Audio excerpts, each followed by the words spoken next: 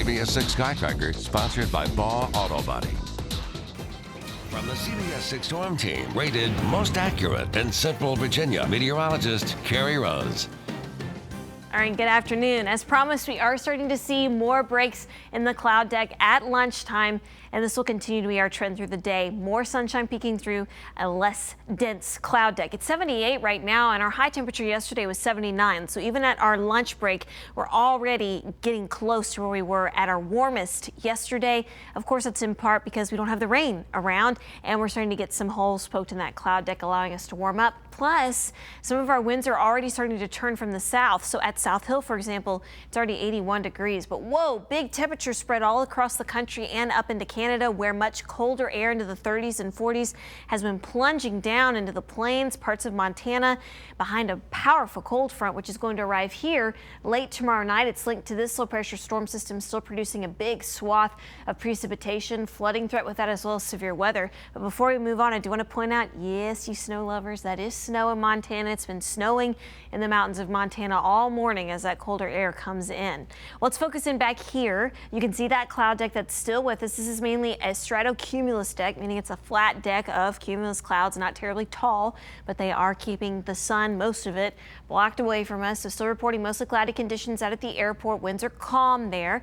And I think we'll be able to make it up this afternoon a little bit warmer than yesterday, up to 84 as we get more breaks in that cloud deck through the afternoon, allowing for more heating to reach down to the surface. Winds generally are going to be turning to the south for us through the day, but they are still calm or variable.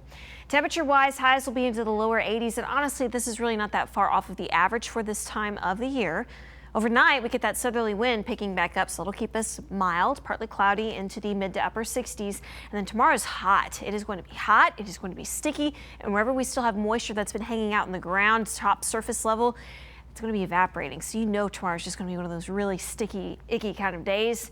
West to southwest flow, variably cloudy into the lower 90s. And we get this flow out ahead of that storm system. Yes, the low is going to go through the Great Lakes and head up into Canada, but the cold front drags all the way down to our region by late tomorrow. So let's pause here at 5 o'clock. You can check the time up here. The green, of course, represents where we're getting scattered showers and storms coming out ahead of the approaching front. And wherever you see this orange and yellow shading, that's picking up on the potential, at least, for us to get some really strong storms out of this broken line of shower and thunderstorm activity. We could be talking about damaging winds and large hail, as well as frequent lightning and local heavy downpours. Our window here in Richmond looks like it'll be between 7 p.m. and 10 p.m. for us to get the strongest storms tomorrow. And then the front comes on through overnight while you're asleep. It makes its way down into North Carolina and keeps the precipitation down there.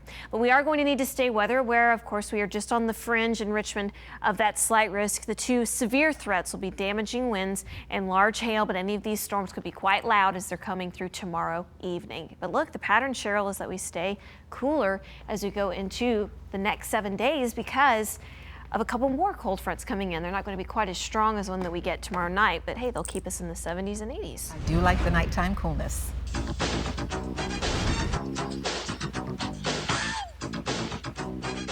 That is ODU student Christian Cabigas doing his best Michael Jackson moonwalking moves in the middle of the quad on campus of ODU near the Lion Fountain.